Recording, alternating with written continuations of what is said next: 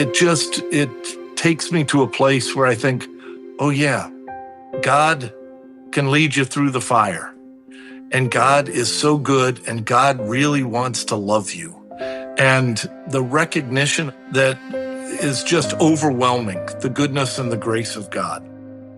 On In Good Faith, we believe that all faith traditions have something to teach us about how God is working in the world and in our lives. So join us as we listen and learn and discover how speaking with people of other faiths can strengthen our own faith and even our own practice.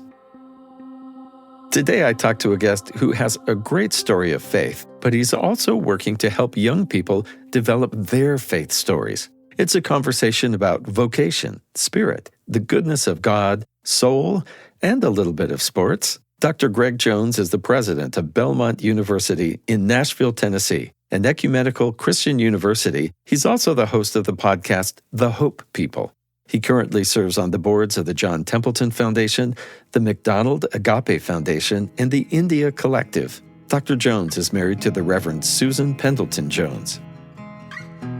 We have an extraordinary mix of students. Among our Christian students, I say we have everything from Black and Hispanic Pentecostals through mainline Protestants to Roman Catholics and Eastern Orthodox. We actually have a pretty significant group of Coptic Orthodox coming from the Egyptian community here in Nashville. We also have Jewish students and Muslim students and agnostics. So it's a wide variety. What happened at Belmont was when we separated from the Baptist community, the Tennessee Baptist Convention about 2 decades ago, rather than just drifting away to a kind of generic American university, we doubled down on an ecumenical Christian identity, which also welcomes other faiths and people of no faith. So it makes it a rich mix, sometimes a little bewildering, but what I say is the stronger you are in the center, the more welcoming you can be at the edges. And we want to show everyone that sense of hospitality. And I want everybody who comes here to feel like they are an integral part of Belmont, not just a student at Belmont.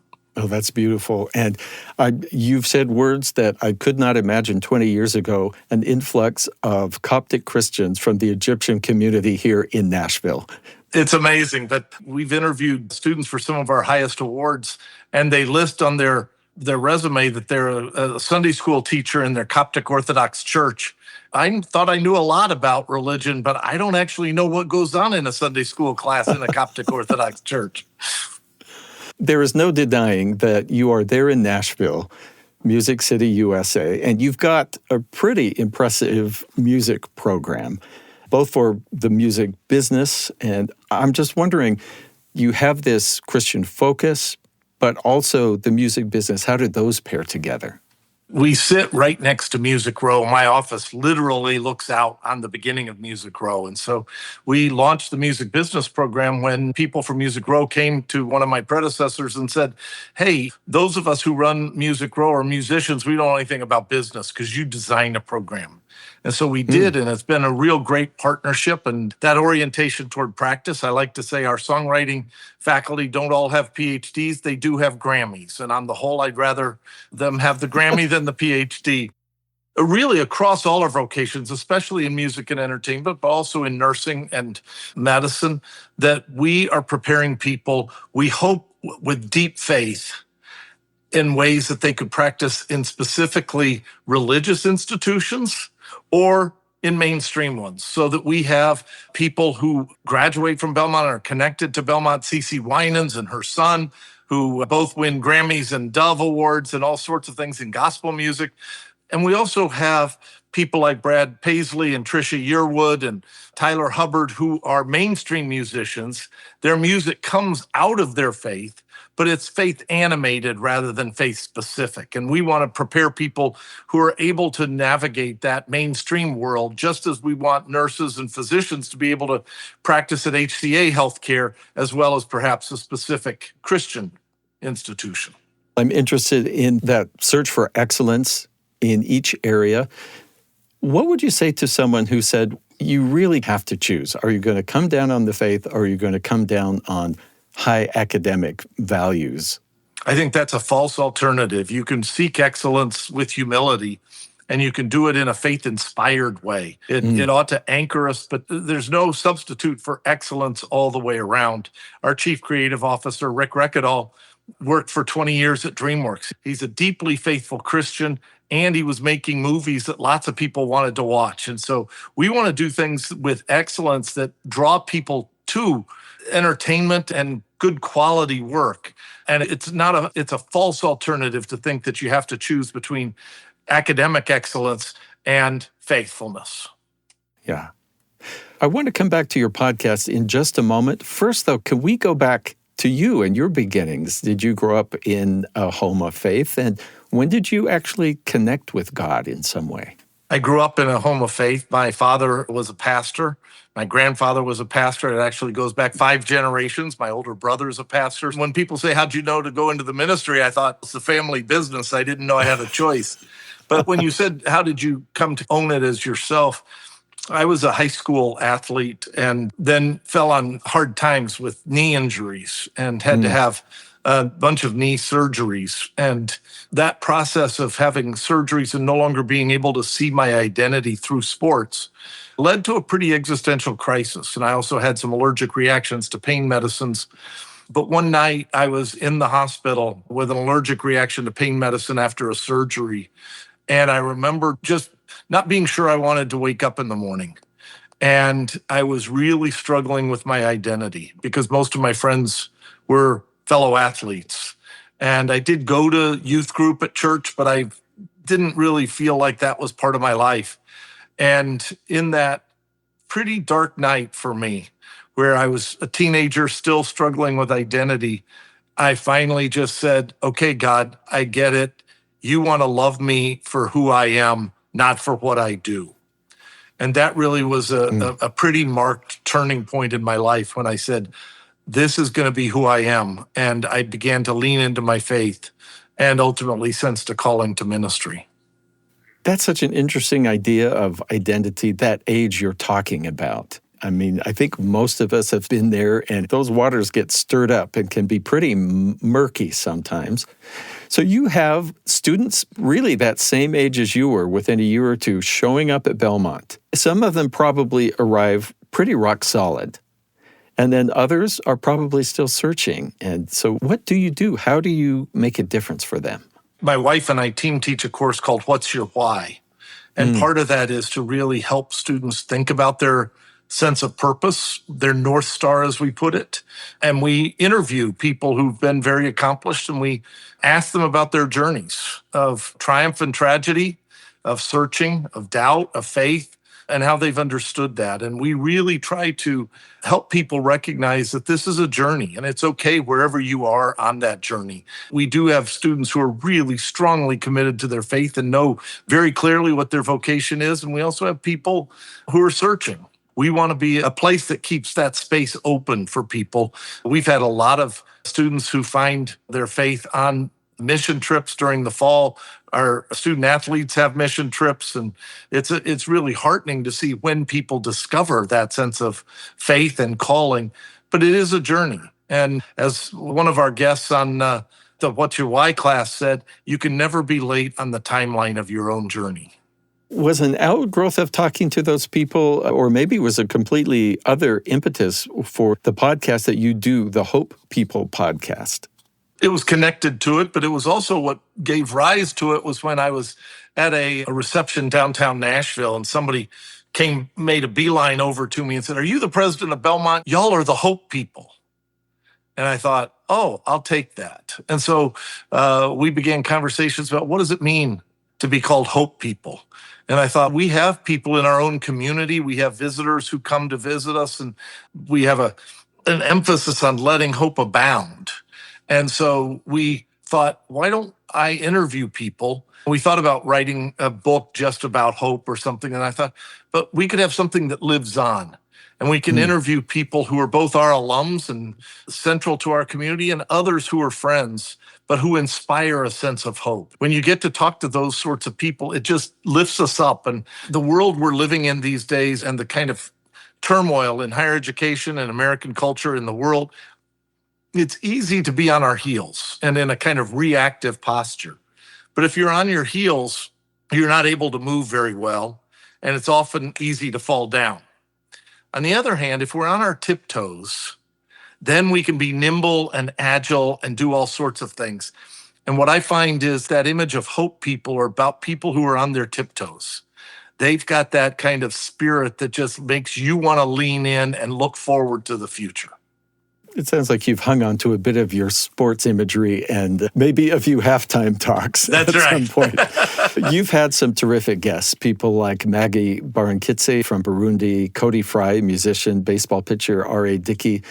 When you ask them about hope, are you asking them specifically about their faith, or does that just naturally come out when you ask about hope?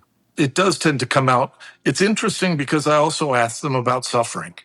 And each of the people you described have been through some difficult times. And yet there's an incredible joy and hopefulness. And so it comes out naturally as they tell their stories. And what I find inspiring is how honest they're willing to be. The stories are highly distinctive, and yet there's a sense of resilience and a sense of faith and a sense of joy that shines through as they talk about hope. And that's what really is pretty amazing and compelling. And I often feel at the end that I barely scratched the surface of those people standing on tiptoe. This is In Good Faith. We're speaking with Greg Jones, president of Belmont University, right on Nashville's Music Row. In Good Faith brings you conversations with musicians and their music. Check out praise music from The King Will Come in episode 203 or one of our Christmas music specials like episode 175 with Molly and the Mineshaft, Sherry Call, and Paul Jacobson.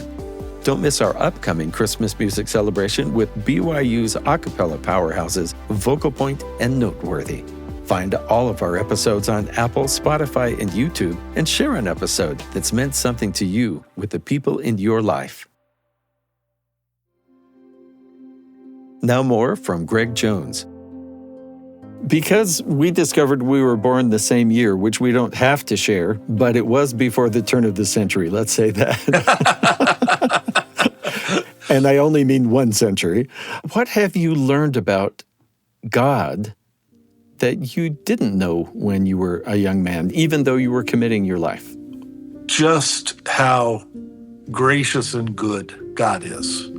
That I've always been an achiever and a striver. And so I probably always thought somewhere that I had to prove myself and earn God's love, and was always looking around the corner thinking if I didn't give my best, God was going to zap me. As I've gotten older, I've just discovered that God's grace and God's love is just overwhelming. When I need to recenter myself after a bad meeting or some bad news hits, I listen to CeCe Winans singing The Goodness of God. Oh my and gosh. It just centers me. She sang it at my inauguration. Nobody remembers a word I said in my inaugural speech because all anybody remembers is when the president sat down, CeCe Winans came out. And some friends jokingly said that night that they should fire me for incompetence as a leader. And I said, why? And they said, because you didn't take up a collection when CeCe was done singing. And I thought, that's actually right. I should have. But, you know, when she sings that, it takes me to a place where I think, oh, yeah, God can lead you through the fire. And God is so good, and God really wants to love you. And the recognition of that is just overwhelming, the goodness and the grace of God. That song, I mean, my wife's our congregation's choir director, and she made me play for the choir just because I'm willing to romp on the keys with low octaves and stuff like that, because she said, we've got to build this. And singing that, and that with every breath that I am able, I will sing of the goodness of God. Yeah. I think maybe our church leader who got up right after it felt something like you felt, like we've had the moment. Yeah. What now? Why am I here? And it was beautiful to hear him say, that was truth. Yeah. That we heard. Yeah. Now, you mentioned having some drive and some energy and wanting to be an achiever. And that is a gift, depending where you point it. That can be what you're hunting. That's a gift. So every university has challenges. It's a big task to give a good quality education, but you've added this whole other layer that religiously affiliated universities do. Yeah, we already have a full-time job. Let's add this other thing on. What gives you that energy? Or does it all just feel like it's one mission to you? Well, it does feel like it's one mission. And I think we're going through really turbulent times in higher education and education more generally, in American culture, in the world. And I think it's, again, if you're looking to the future and saying, how can we help people flourish? Then you're both going to be focused on what you need to do today with our current students, and you're going to be asking questions with how can we be sure that we're preparing them for 2035 and 2045? Too much of higher education is preparing for 1995 in case it comes back again. Bad news, it isn't coming back. And it wasn't always that great when we were there. That's exactly right. And so it's really this sense of leaning in. And that's why I use that metaphor of being on tiptoes and looking to the future with a sense of hope and joy. We want to dream God-sized dreams, and we have to execute on those dreams. And that means we have to be as intentional in what we're doing today and tomorrow as we are in thinking about what we're going to be about 10 years from now. Boy, how would you define a God-sized dream? Is that something that's out of your reach, but not out of possibility with God's help? Yes. And Maggie Barron-Keats, in my podcast with her, she said, with God, the impossible becomes possible. And so I say, when you dream God-sized dreams, you lead by nausea, because it's kind of like the story of Gideon in the Old Testament where, God says, oh, if you do this now, you're going to take credit for it. So I got to make it more challenging. And so the God-sized dream is where you're going, there's no way we can do this. And yet, you've got too many men. Get rid of some of them. That's right. And it's only when Gideon's finally like, this is absurd, that God says, okay, now we're ready. And so, God-sized dream is one that seems impossible. And yet, if you keep focused on God and you focus on the execution day to day, it's stunning what can happen. Patience is not one of my natural virtues. I have to work at it, so I can get frustrated. And I just remember that phrase, that it's easy to overestimate what you can do in 1 year and underestimate what can happen in 10 years. And so it's that, what Eugene Peterson called a long obedience in the same direction, that you can see that God-sized dreams can happen. And, you need to spend some time on the gain and look how far you've come from where you started. And then that leads you to a posture of gratitude. Part of our soul framework at Belmont that we talk about in developing character, the O in the soul framework is to offer gratitude with joy. And I've learned that I sleep a lot better when I spend time in the evening on a gratitude journal and just cataloging things to be grateful for, not just the things that I need to prepare for or I'm frustrated about or any of those things. One of my next questions was, what connects you to God? What brings you joy in your faith?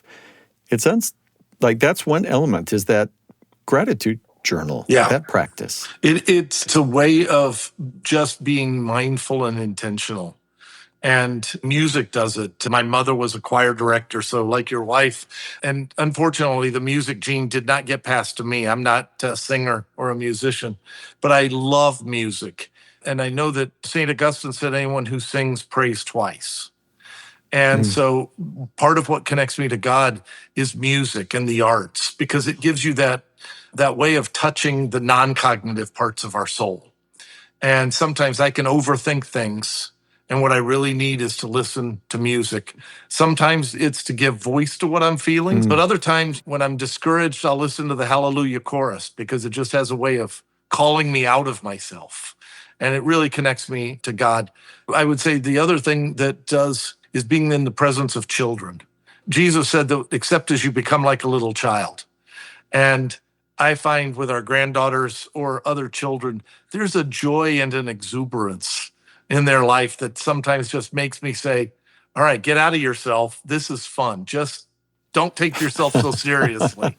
And I really believe that's powerful to experience. As you think back, and this changes, at least for me, it's changed many times in my life. Is there some chapter or teaching of Jesus that has been or is a guiding star for you? Perhaps my favorite passage of Scripture is Ephesians 3, the prayer that closes chapter 3, where the prayer is that we might comprehend with all the saints. And I think when you say all the saints, there are some pretty crazy ones in the history of our faith. And so that's itself complicated. But it says that you might comprehend the height and the depth and the length and the breadth of Christ. And then the prayer closes by saying, now to the one who working within us is able to accomplish abundantly far more than all we could ask or imagine. To him be honor and glory in the church and forever. And I just think that's a prayer to be curious and to live into awe and wonder and a sense of joy and that overflowing grace and love of God. And so I think about that. The connecting to the Gospels would be something like the loaves and fishes, where there's a multiplier impact.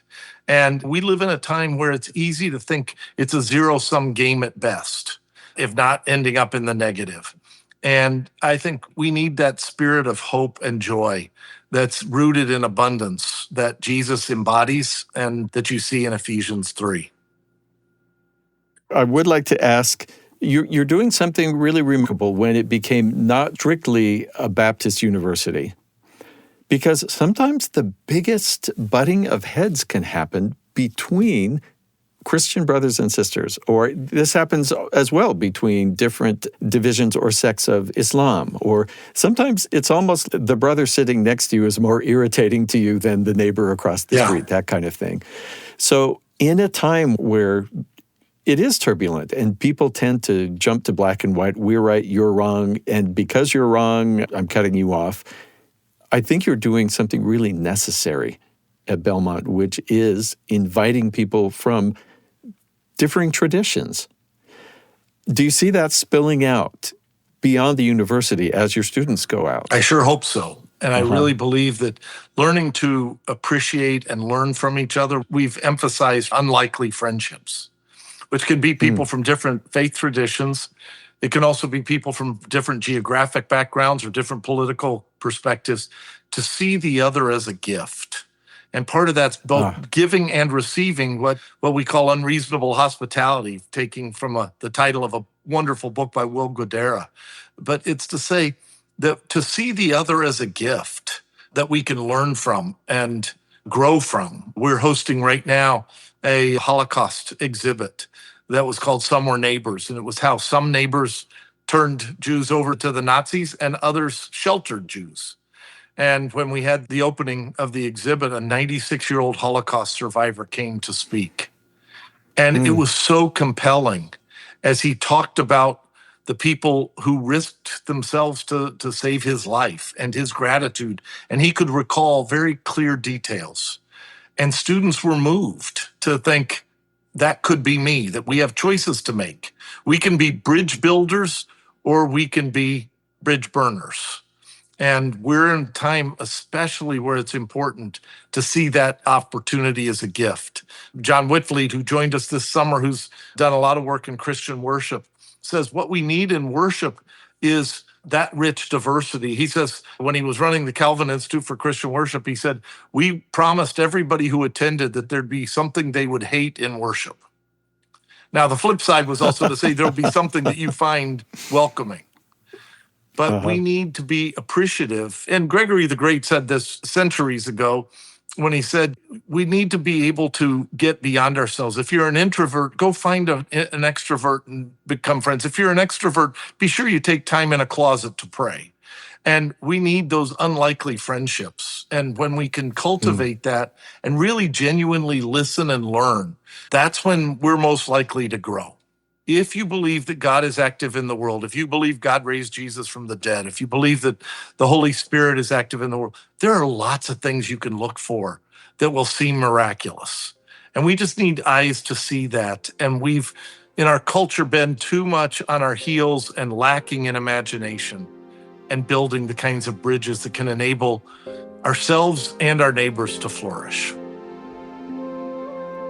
Many thanks to Greg Jones for speaking with me. This episode was produced by Heather Bigley. Our production team also includes Heidi Clough, Nick Levitt, and Ocean Marshall. Our post-production sound designers are James Call, DJ Cromarty, and Gabriel Haro.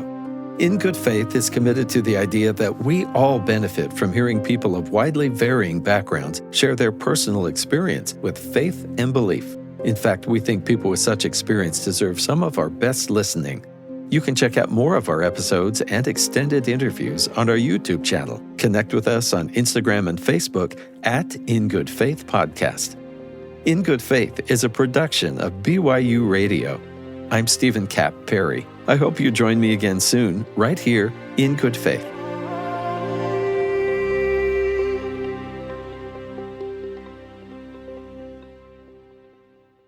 If you're like me, you want to stay informed, even about some of the tough topics that have to be discussed. But so much of the discussion just really doesn't move anything forward or generate light as much as heat.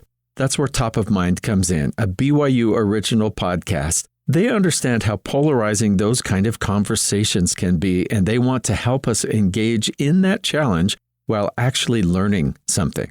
Their goal is developing empathy for others. Top of Mind can help you clarify your own views, become an effective advocate for the things you care about, and even challenge your way of thinking so you can become a better citizen, a kinder neighbor. Listen to Top of Mind now on the BYU Radio app or wherever you get your podcasts.